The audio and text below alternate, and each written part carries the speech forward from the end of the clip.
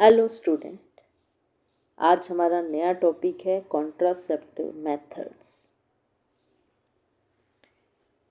Contraception जो होता है एक वे होती है जिसमें या एक मेथड है जिसके द्वारा प्रेगनेंसी को रोका जा सकता है। Different type of contraceptive type जो हैं होते हैं, जो कि हो सकता है कुछ ज़्यादा इफ़ेक्टिव होते हैं, कुछ कम इफ़ेक्टिव होते हैं। कुछ मेथड जो हैं डिफरेंट वे से वर्क करते हैं, ठीक है। और कॉन्ट्रासेप्टिव का जो मेन पर्पस होता है वो यही है कि एग और स्पर्म की फर्टिलाइजेशन को रोका जाए, जो कि जहाँ से प्रेगनेंसी जो है वो शुरू होती है।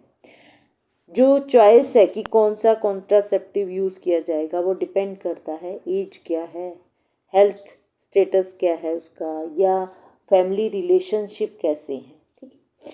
नर्स और डॉक्टर जो कि स्पेशलाइज्ड होते हैं वो रिकमेंड जो करते हैं according to your body preferences, वो सिर्फ कॉन्ट्रासेप्टिव जो बताते हैं उन्हीं को यूज़ किया जाता है। पीपल जो किसी भी एज का हो, एडोलिसेंट से लेकर जो फर्टाइल एज रहती है, वो किसी भी एज में with the prescription of nurse या स्पेशलाइज्ड डॉक्टर उनसे जो है वो कॉन्ट्रासेप्टिव यूज़ कर सकते हैं। इसमें फर्टाइल एज होनी चाहिए और डॉक्टर की प्रिस्क्रिप्शन या रिकमेंडेशन होना ज़रूरी है। टाइप ऑफ कॉन्ट्रासेप्शन, जो कॉन्ट्रासेप्शंस हैं वो डिफरेंट टाइप के होते हैं, क्योंकि उनके टाइप डिफरेंट हैं, उनकी इफेक्टिवनेस जो है वो अलग अलग होती है। लॉन्ग टर्म, जो लॉन्ग एक्टिंग रिवर्सिबल कॉन्ट्रासेप्शन है, जैसे कि नाम बता रहा है कि लंबे समय तक चलते हैं, रिवर्सिबल होते हैं। शॉर्ट एक्टिंग हार्मोनल मेथड हो सकते हैं कि हार्मोनल ट्रीटमेंट दिया जाता है, कुछ समय के लिए वो वर्क करता है। बैरियर मेथड्स हो सकते हैं, एमरजेंसी कॉन्ट्रासेप्शन भी हो सकते हैं, और स्टरलाइजेशन टेक्निक्स होती हैं। तो डिफरेंट टाइप ऑफ ये कॉन्ट्रासेप्टिव मेथड जो हैं वो यूज़ होते हैं। कॉन्डम है, ओरल कॉन्ट्रासेप्टिव है, हार्मोनल हैं, ठीक है। तो अब हम इनको एक एक करके जो है वो स्टडी करेंगे। पहला है लॉन्ग एक्टिंग रिवर्सिबल कॉन्ट्रासेप्टिव, जिसको लार के नाम से जानते हैं। ये इनकी जो इफ़ेक्टिवनेस है वो 99% के आसपास रहती है, मतलब कि मैक्सिमम सक्सेस या इफ़ेक्टिवनेस इनकी देखी गई है, और ये कई सालों तक जो है वर्क करते हैं और इजी होते हैं यूज़ में भी। ये दो तरह के होते हैं, इंट्रायूट्राइन मेथड होता है, इम्प्लांट होते हैं। इम्प्लांट जो है वो इम्प्लांटेबल रोड्स होती हैं, ये मैच स्टिक होती है, उतने साइज़ की होती हैं रोड, फ्लेक्सिबल होती हैं, प्लास्टिक की बनी होती हैं। उनको एक फिजिशियन जो है, डॉक्टर जो है, वो सर्जिकली जो है स्किन के नीचे जो है इंसर्ट कर देता है वुमेन के अपर आर्म में, ठीक है। ये देखिए, ये अपर आर्म, ठीक है। तो इसमें ये बर्थ कंट्रोल इम्प्लांट है, इसको जो है कट डाला जाता है, उसके अंदर जो है इंसर्ट किया जाता है स्किन के नीचे फैटी टिश्यूज़ के बीच में। और ये क्या करते हैं, ये रोड जो है धीरे धीरे प्रोजेस्टेरोन जो है वो रिलीज़ करता है इनटू द ब्लड, और ये इम्प्लांट जो है अप टू 5 ईयर तक जो है वो वर्क करता है। इंट्रा यूट्राइन डिवाइसेस सेकंड जो है, जिसको इंट्रा यूट्राइन सिस्टम भी बोलते हैं, IUS, ये स्मॉल टी शेप के डिवाइस होते हैं जिनको यूट्रस के अंदर इंसर्ट किया जाता है ताकि प्रेगनेंसी ना हो। इनका जो प्लेस होता है, जो फंक्शन होता है, वो कई सालों तक जो है वो वर्क करता है। रिकमेंडेशन कि एक पर्टिकुलर जो IUD जो डिवाइस होते हैं उनकी एक यूँ कह सकते हैं लेंथ ऑफ टाइम जो है रिकमेंडेड होता है कि वो 5 ईयर के हैं, 10 ईयर के हैं, 3 ईयर्स के हैं, तो वेरी करता है। और ये भी डिपेंड करता है कि वीमेन की कितनी नीड है। अगर उसको ज़रूरत नहीं है, मेनोपॉज के बाद वो उसको रिप्लेस रिमूव करवा सकती है, या अब जो कॉन्ट्रासेप्शन ऐसे मिल रहे हैं जो कि और भी ज़्यादा इजी हैं यूज़ करने में, तो या कोई डिफ़िकल्टी फील कर रही है तो वीमेन जो है उसको रिप्लेस भी कर सकती है और रिमूव भी करवा सकती है। जो इंट्रा यूट्राइन डिवाइस होते हैं ये दो तरह के होते हैं। एक होता है हार्मोनल आईयूडी या आईयूईएस, जो कि प्रोजेस्टिन सिक्रीट करता है यूट्रस के अंदर। ये प्रोजेस्टिन क्या करता है, ये सर्विकल म्यूकस को थिक कर देता है। अगर तुम्हें ध्यान हो, म्यूकस अगर थिक हो जाता है तो स्पर्म की मूवमेंट जो है वो जो है डिक्रीज हो जाती है। स्पर्म को एग तक पहुंचने नहीं देता है। यूट्रल लाइनिंग को भी थिन कर देता है। इम्प्लांटेशन, अगर फर्टिलाइजेशन हो भी गई तो इम्प्लांटेशन नहीं होगी। और ओवरी को कई बार ऐसे भी केसेस देखे गए हैं कि ओवरी को भी एग रिलीज करने से रोक देते हैं। और इनको जो है यूज़ करते हैं ऐसी कंडीशन में भी जिनके अंदर मेंस्ट्रुअल बहुत ज़्यादा होता है, ब्लीडिंग जो है एक्सेस में होती है, तो वहाँ पर भी इनको यूज़ किया जा सकता है टू डिक्रीज या द ब्लीडिंग। ठीक है, उस ब्लीडिंग को कम करने, क्योंकि ये यूट्राइन वॉल की थिकनेस को कम कर देता है। सेकंड जो होते हैं वो कॉपर आईयूडी होते हैं। ये भी स्पर्म को एग तक पहुंचने नहीं देते हैं फर्टिलाइजेशन के लिए, और ये एग को वॉर्म के साथ जो है अटैच भी नहीं होना, यानी कि इम्प्लांटेशन को भी रोकते हैं। अगर फर्टिलाइजेशन जो है हो चुका है तो इनकी जो प्रेजेंस है, कॉपर टी अगर प्रेजेंट है तो वो क्या करती है, वो डिवाइस जो है वो प्रिवेंट कर देती है उस फर्टिलाइज्ड एग को इम्प्लांटेशन के कारण। ठीक है, फर्टिलाइजेशन हो गई लेकिन वो इम्प्लांटेशन को रोक देगी। सेकंड जो है ये 10 ईयर तक जो है वो वर्क करती है। ये रिकमेंड नहीं की जाती उन लेडीज़ के लिए जिनके अंदर सर्विकल कैंसर है या यूट्रस का कैंसर है या वजाइनल ब्लीडिंग जो है होती रहती है, या पेल्विक के अंदर कोई ट्यूबरक्लोसिस है। ठीक है, तो इन केसेस के अंदर इनको यूज़ नहीं किया जाता है। तो इंट्रा यूट्राइन डिवाइसेस जो होते हैं हार्मोनल हो सकते हैं और कॉपर आईयूडी हो सकते हैं। सेकेंड टाइप के जो कॉन्ट्रासेप्शन होते हैं वो होते हैं शॉर्ट एक्टिंग हार्मोनल मेथड। जैसे हमने पीछे पढ़े वो मल्टीपल ईयर्स तक काम करते हैं। ठीक है, लेकिन ये जो होते हैं ये ऐसे बर्थ कंट्रोल होते हैं जो कि हार्मोनल रेगुलेटेड ही होते हैं, और ये ओवुलेशन को और प्रेगनेंसी को रोकते हैं। हार्मोन जो है बॉडी के अंदर किसी भी फॉर्म में जो है वो डाला जा सकता है, जैसे इन the form of pills, injection, skin के ऊपर पैचेस डाल दिए जाते हैं, ट्रांसडर्मल जेल हो सकता है, वजाइनल रिंग्स की फॉर्म में हो सकता है, इंटरयूट्राइन सिस्टम की फॉर्म में हो सकता है, और इम्प्लांटेड रोड की फॉर्म में भी हो सकता है। ये डिपेंड करता है कि कौन सा हार्मोन यूज़ हो रहा है, लेकिन इनका जो बेसिक है वो ये है कि ये ओवुलेशन को रोकते हैं। सर्विकल म्यूकस है उसको थिकन कर देते हैं। स्पर्म की एग तक जो ट्रांसफ़र है उसको रोक देते हैं। यूट्रस की लाइनिंग को थिन कर देते हैं। आप देखिए बार बार यही चार चीज़ें जो है वो सामने आती हैं, चाहे किसी भी तरह का आप कॉन्ट्रासेप्टिव की बात करते हैं। ठीक है, हेल्थ केयर जो प्रोवाइडर होते हैं वही प्रिस्क्राइब करते हैं, और मॉनिटर भी वही करते हैं कि हार्मोनल कॉन्ट्रासेप्टिव कितना आपकी बॉडी के लिए सेफ़ है। ये कुछ शॉर्ट एक्टिंग कॉन्ट्रासेप्टिव पिल्स हो सकती हैं। ठीक है, इंजेक्शन हो सकते हैं, स्पंजेस हो सकते हैं, रिंग्स होते हैं, कॉन्डम है, डायफ्रेगम है, पैचेस हो सकते हैं, सर्विकल कैप हो सकता है। तो ये different type of short acting contraceptive method जो हैं वो यूज़ होते हैं। उसके इनकी जो डिफरेंट फॉर्म है, जैसे पहला है कि इंजेक्टेबल हो सकते हैं, इन द फॉर्म ऑफ इंजेक्शन जो है बॉडी के अंदर दिया जाता है। प्रोजेस्टेरोन के इंजेक्शंस होते हैं, जैसे एक बहुत कॉमन सा है मेड्रोक्सी प्रोजेस्टेरोन एसीटेट DMPA। ठीक है, और ये एवरी 3 मंथ में एक बार दिया जाता है। और ये इसका एक जो ड्रॉबैक है कि ये बोन डेंसिटी को कम कर देता है, लेकिन जैसे ही आप DMPA की यूज़ को बंद करते हैं तो ये वापस जो है बोन डेंसिटी जो है रिकवर हो जाती है। ये जो इंजेक्टेबल होता है इसके साथ जो है कुछ डाइट जो है प्रिस्क्राइब की जाती है, जो कि रिच होनी चाहिए कैल्शियम से और विटामिन से, या विटामिन सप्लीमेंट जो है वो यूज़ किए जाते हैं अलोंग विद दिस इंजेक्शन जो भी लिया जाता है।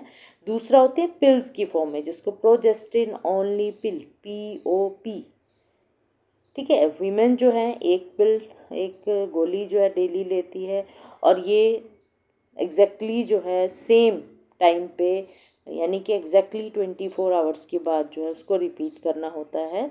ये ओवुलेशन में और स्पर्म के फंक्शन को इंटरफेयर करती है। Thicken the cervical mucus, difficult the sperm to swim to the uterus और enter the fallopian tube. Normal जो सर्विकल चेंज होता है यूट्राइन लाइनिंग को, उसको अल्टर कर देती है, और ये कुछ के अंदर क्या होता है कि अनशेड्यूल या ब्रेक थ्रू ब्लीडिंग भी हो सकती है due to use of this pill. तीसरे तरह के होते हैं कंबाइंड हार्मोनल मेथड। ये शॉर्ट टर्म मेथड्स हैं, ये सिंथेटिक एस्ट्रोजन होते हैं, ठीक है, और ये भी ओवुलेशन को और म्यूकस की थिकनेस को जो है वो इनिबिट करते हैं, थिकनेस को कम करते हैं, थिकनिंग लाते हैं, ओवुलेशन को जो है इनिबिट करते हैं। इसमें कंबाइंड फॉर्म भी हो सकता है एस्ट्रोजन और प्रोजेस्टेरोन ड्रग्स का, जो कि in the form of pills दी जा सकती हैं, पैचेस की फॉर्म में हो सकती हैं, या वजाइनल रिंग की फॉर्म में हो सकती हैं। कुछ मेडिकल रिस्क रहते हैं कि ब्लड क्लॉट हो सकता है इनके साथ, क्योंकि ये सिंथेटिक हैं, तो किसी तरह का ब्लड क्लॉटिंग जो है वो देखने को मिला है। तो इनमें 3 फॉर्म में जो है ली जाती हैं। एक तो पिल्स की फॉर्म में, अब यहाँ पर कंबाइंड ओरल कॉन्ट्रासेप्टिव है, COC, जिसको द पिल्स बोलते हैं। ये सिंथेटिक एस्ट्रोजन और प्रोजेस्टेरोन दोनों होते हैं, और ये ओवुलेशन को इनिबिट करते हैं। दूसरा कॉन्ट्रासेप्टिव पैचेस होते हैं, ठीक है, पहला पिल्स हैं, दूसरा पैचेस होते हैं। ये थिन प्लास्टिक के पैच होते हैं जिनको स्किन के ऊपर चिपका दिया जाता है, और जहाँ भी चिपकाया जाता है वहीं पर ये हार्मोन रिलीज करते हैं, जो कि स्किन के थ्रू होते हुए ब्लड में पहुँच जाते हैं। ये पैच ज़्यादातर lower abdomen, outer arm, upper body parts के अंदर डाला जाता है, और ये पैच जो है हर 3 वीक में जो है, 1 वीक जो है 3 वीक में बदला जाता है। 4th वीक में इसको रिमूव कर दिया जाता है, और जब इसको रिमूव कर दिया जाता है तो मेंस्ट्रुअल साइकिल जो है नॉर्मल होती है। थर्ड वजाइनल रिंग है, जिस रिंग होती है, ये भी क्या होती है, थिन होती है, फ्लेक्सिबल होती हैं, और 2 इंच डायमीटर की होती हैं। इसमें भी कम्बिनेशन होता है एस्ट्रोडायल और प्रोजेस्टिन का। ये रिंग वजाइना के अंदर जो इंसर्ट कर दी जाती है और कंटिन्यूसली हार्मोन रिलीज़ करती है, और ये हार्मोन रिलीज़ करती है 4/3 वीक के द्वारा। उसके बाद इसको रिमूव कर दिया जाता है। 4th वीक में फिर से जो है वो मेंस्ट्रुअल साइकिल शुरू हो जाती है, और उसके बाद नई ring after 7 day, menstrual cycle के 7 डे के बाद जो है दोबारा इंसर्ट कर ली जाती है। ये उन लेडीज़ के लिए नहीं होती है जिनको हाई हेल्थ कंडीशन जो है जिनकी अलो नहीं करती, जैसे हाई ब्लड प्रेशर की प्रॉब्लम है, हार्ट डिजीज़ है, या किसी तरह का कैंसर है। फिर आते हैं बैरियर मेथड। ये बैरियर मेथड जो होते हैं, ये सिर्फ स्पर्म की एंट्री को यूट्रस में रोकते हैं। ये बैरियर मेथड जो होते हैं, ये बैरियर का काम करते हैं, रिमूवेबल होते हैं, ठीक है। ऑप्शन होती है विमेन के लिए कि वो किस तरह का बैरियर जो है वो यूज़ करती है। हार्मोनल मेथड ऑफ कॉन्ट्रासेप्टिव जो नहीं यूज़ कर सकती हैं, उनके लिए ऑप्शन है कि वो बैरियर मेथड को चूज़ कर ले। टाइप ऑफ बैरियर मेथड जो हैं वो कोई भी हेल्थ केयर इसमें या डॉक्टर या नर्स की रिक्वायरमेंट नहीं होती, उसकी रिकमेंडेशन की ज़रूरत नहीं होती हैं। ये मेल कॉन्डम हो सकते हैं, फीमेल कॉन्डम्स हो सकते हैं। मेल कॉन्डम जो होते हैं शीट होती है जो कि पेनिस को कवर कर लेती है, और जब वुमेन के अंदर एंटर करती हैं तो ये स्पर्म को जो है यूट्रस तक नहीं पहुंचने देती है। ये कॉन्डम जो होते हैं ज़्यादातर लेटेक्स या पॉलीयूरेथ्रेन के बने होते हैं, लेकिन कुछ में लैम्स स्किन के भी बने होते हैं। इनका एक बेनिफिट होता है कि ये जो हैं सेक्सुअली ट्रांसमिटेड डिजीज़ को रोकते हैं। वो भी स्पेशली जो लेटेक्स के बने हुए होते हैं उनके वो रोकते हैं। जो लैम्प स्किन के कॉन्डम होते हैं उनमें ये प्रिवेंट नहीं करते एसटीडी को। मेल कॉन्डम जो होते हैं डिस्पोज कर लिए जाते हैं after single use. Female condom भी वैसे ही थिन फ्लेक्सिबल होते हैं, प्लास्टिक के पाउचेस होते हैं और ये वुमेन के वजाइना के अंदर इंसर्ट कर दिए जाते हैं बिफोर इंटरकोर्स। ठीक है, जो स्पर्म की एंट्री को यूट्रस में नहीं होने देते हैं। फीमेल कॉन्डम जो है वो भी एसटीडी के रिस्क को कम कर देते हैं और ये भी सिंगल यूज़ के लिए होते हैं। कुछ होते हैं कॉन्ट्रासेप्टिव स्पंजेस। ठीक है, ये सॉफ्ट होते हैं, डिस्पोजेबल होते हैं, स्पर्मेटेड फिल्ड होते हैं, फोम इस तरह के होते हैं। ये वजाइना के अंदर इंसर्ट कर दिए जाते हैं इंटरकोर्स से पहले और स्पंजेस जो हैं वो स्पर्म को यूट्रस तक पहुंचने नहीं देते हैं और जो इनमें स्पर्मेसाइड फिल किया होता है वो स्पर्म को किल कर देते हैं। स्पर्म जो है वो जो स्पंजेस होते हैं उनको 6 आवर के लिए जो है वो वजाइना के अंदर छोड़ दिया जाता है और इनको अबाउट 30 आवर्स के बाद जो है वो रिमूव किया जाता है। स्पर्मेसाइड जो होती हैं ये स्पर्म को किल करते हैं। ये स्पर्मेसाइड जो हैं अकेले भी यूज़ किए जा सकते हैं। ठीक है, और इनको कम्बिनेशन में जैसे डायफ्रागम के कम्बिनेशन में या सर्विकल कैप के साथ कम्बिनेशन में भी यूज़ किया जा सकता है। ये भी डिफरेंट कंसंट्रेशन में मिलते हैं, डिफरेंट फॉर्म में मिलता है, जैसे फोमी हो सकते हैं, जेली हो सकते हैं, क्रीमी हो सकते हैं और सुपरपोजिटरी हो सकते हैं, फिल्म की फॉर्म में हो सकते हैं। जो स्पर्मेसाइड्स होते हैं उनको वजाइना के अंदर डाल दिया जाता है और वो यूट्रस को जो है वो पास जो है उसमें डाल दिया जाता है अबाउट 30 मिनट्स पहले। ठीक है, और फिर 6 to 8 आवर्स के बाद जो है इनको रखा जाता है ताकि किसी तरह की प्रेगनेंसी ना हो। स्पर्मेटेड जो हैं वो किसी तरह के जो एसटीडी हैं, जो सेक्स ट्रांसमिटेड डिजीज़ होते हैं उनको नहीं रोकते हैं, लेकिन ये एलर्जी हो सकती है, एलर्जिक रिएक्शन कर सकते हैं, वेजाइनाइटिस जो है वो कोज कर सकते हैं। कुछ ऐसे भी मेथड होते हैं जिनमें हेल्थ केयर प्रोवाइडर की रिक्वायरमेंट होती है, जैसे डायफ्रागम।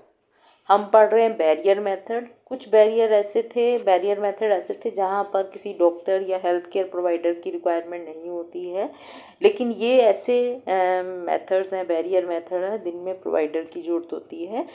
डायफ्रागम जो होते हैं वो थोड़े शैलो होते हैं, फ्लेक्सिबल कप शेप के होते हैं, लेटेक्स के बने होते हैं, सॉफ्ट रबड़ के भी हो सकते हैं। इनको वजाइना के अंदर इंसर्ट किया जाता है क्योंकि इनकी शेप और साइज़ जो है वो डिफरेंट होते हैं।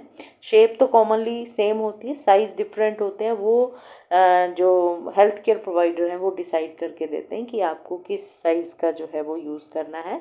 इनमें स्पर्मेटेड क्रीम या जेली भी यूज़ की जा सकती है। ठीक है, ये डिफरेंट साइज़ में अवेलेबल होते हैं और इनको भी रिप्लेस करना होता है आफ्टर 1 to 2 ईयर के बाद। कुछ सर्विकल कैप्स आते हैं जो कि डायफ्रागम जैसे ही होते हैं लेकिन उनसे साइज़ में थोड़े छोटे होते हैं और थोड़े रिजिड होते हैं। ये सर्विकल कैप जो होते हैं सिलिकॉन के थिन सिलिकॉन कप्स होते हैं जो कि वजाइना के अंदर इंसर्ट कर दिए जाते हैं। ये कैप जो हैं इनके साथ भी स्पर्मेसाइडल क्रीम या जेली यूज़ की जा सकती है। ये भी 6 to 8 आवर आफ्टर इंटरकोर्स जो है इंटैक्ट रखा जाता है इनको और ये प्रेगनेंसी को रोकते हैं। इनको 48 के आवर्स के बाद जो है वो रिमूव कर लिया जाता है। ये भी डिफरेंट साइज़ में अवेलेबल होते हैं। कुछ होते हैं इमरजेंसी कॉन्ट्रासेप्शन। ठीक है, ये इमरजेंसी जो कॉन्ट्रासेप्टिव होते हैं ये तब यूज़ किए जाते हैं जब किसी तरह की अनप्रोटेक्टेड इंटरकोर्स हो या कॉन्डम जो है वो ब्रेक डाउन हो जाए। जो बैरियर मेथड यूज़ किया तो इसमें कॉपर टी हो सकती है, copper IUD intra uterine device हो सकता है जो कि मोस्ट इफेक्टिव इमरजेंसी कॉन्ट्रासेप्टिव के नाम से जाना जाता है। ये अनप्रोटेक्टेड इंटरकोर्स के 120 आवर्स के बीच इंसर्ट कर दिया जाता है। ये 100% जो है इफ़ेक्टिव होता है इन प्रिवेंटिंग प्रेगनेंसी और इसका जो है ये बेनिफिट देता है आफ्टर यानी कि ये पर्टिकुलर उसी इमरजेंसी के टाइम पर नहीं, उसके बाद ही जब तक ये बॉडी में इन प्लेस रहता है तब तक ये प्रोटेक्शन देता है। एमरजेंसी जो कॉन्ट्रासेप्टिव पिल्स होती हैं, ठीक है, ये भी हार्मोनल पिल्स होती हैं। इनको सिंगल डोज में या 2 डोज में 12 घंटे के डिफरेंस में जो है लिया जाता है। ये ओवुलेशन को, अगर ओवुलेशन के पहले लिया गया है तो ये पिल जो है ओवुलेशन को डिले कर सकते हैं या इनहिबिट भी कर सकते हैं फॉर एटलीस्ट 5 डेज़ के लिए, ठीक है। और ये अलो करते हैं स्पर्म को बिकम इनएक्टिव कर देते हैं। ये इसके अलावा जो है ये थिकनिंग, जो म्यूकस है उसको थिकनिंग को भी कोज करते हैं, स्पर्म के फंक्शन को भी इंटरफेयर करते हैं। जो इमरजेंसी कॉन्ट्रासेप्टिव पिल्स होती हैं वो तभी लेनी होती हैं जैसे ही सीमन के एक्सपोजर में आते हैं। इनको रेगुलर वे में यूज़ नहीं करना चाहिए। प्रेगनेंसी जो है अगर हो जाती है और ये पिल जो है आफ्टर ओवुलेशन लिया गया है तो ये सेफ नहीं होता है, तो वहाँ पर प्रेगनेंसी होने के चांसेस जो हैं रहते हैं। स्टरलाइजेशन लास्ट टेक्निक है। स्टरलाइजेशन जो है ये परमानेंट फॉर्म के होते हैं। लॉन्ग लास्टिंग जो थे रिवर्सिबल थे, शॉर्ट लास्टिंग थे, कुछ बैरियर मेथड थे, कुछ इमरजेंसी टाइप के थे। अब ये स्टरलाइजेशन जो है permanent form of birth control होते हैं। ये विमेन को प्रेग्नेंट होने से रोकते हैं और मैन को स्पर्म रिलीज करने से रोकते हैं, और इसके अंदर सर्जरी की रिक्वायरमेंट होती है। ये रिवर्सिबल नहीं होते हैं। स्टरलाइजेशन जो है इसमें सबसे पहले आता है इम्प्लांट, जो कि नॉन सर्जिकल मेथड होता है और परमानेंटली ब्लॉक कर देता है फ्लोपियन ट्यूब को। जो हेल्थ केयर प्रोवाइडर होते हैं वो क्या करते हैं, एक थिन ट्यूब जो है इंसर्ट करते हैं वजाइना से और यूट्रस में, और यूट्रस के जो सॉफ्ट टिश्यू होते हैं उसमें जो है ये थोड़ा सॉफ्ट फ्लेक्सिबल इंसर्ट होता है, इस तरह का, या इस तरह की एक स्प्रिंग लाइक स्ट्रक्चर होता है, और इसको जो है यूट्रस के अंदर जो है वो इंसर्ट कर दिया जाता है। कोई कटिंग नहीं होती, किसी तरह की कोई सर्जरी इसमें रिक्वायर नहीं होती है। और ड्यूरिंग नेक्स्ट 3 मंथ, 3 महीने तक क्या होता है कि इसके अंदर बाहर चारों तरफ जो है टिश्यू जो है वो ग्रो कर जाते हैं जो, और ये जो है ग्रो कर जाते हैं और फिर वहाँ पर एक ब्लॉकेज तैयार कर देते हैं फ्लोपियन ट्यूब की तरफ।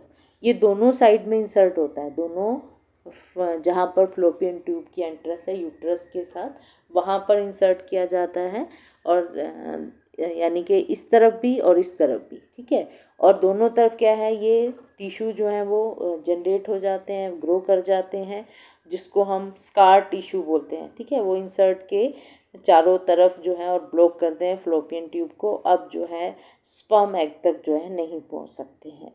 और आफ्टर 3 मंथ के बाद एक टेस्ट किया जाता है कि जो इंश्योर किया जाता है कि जो स्कार टिश्यू है वो पूरी तरह से उन्होंने रास्ते को ब्लॉक कर दिया है या नहीं। इसके अलावा होती हैं कुछ ट्यूबल लाइगेशन, जिसमें सर्जिकल प्रोसीजर होता है। डॉक्टर जो हैं कट करते हैं, टाई कर देते हैं या सील कर देते हैं फ्लोपियन ट्यूब को। यहाँ पर आप देखेंगे फ्लोपियन ट्यूब है, इसको कट कर दिया और फिर इसको या इस तरह से टाई कर देते हैं। और जिसके प्रोसीजर में क्या होता है, ये ब्लॉक कर देते हैं पाथ को ओवरी और यूट्रस के। स्पर्म जो है वो एग तक नहीं पहुँच सकते हैं और प्रिवेंट द प्रेगनेंसी। दूसरा, एग जो है यहाँ पर यूट्रस तक भी नहीं पहुँच सकते हैं।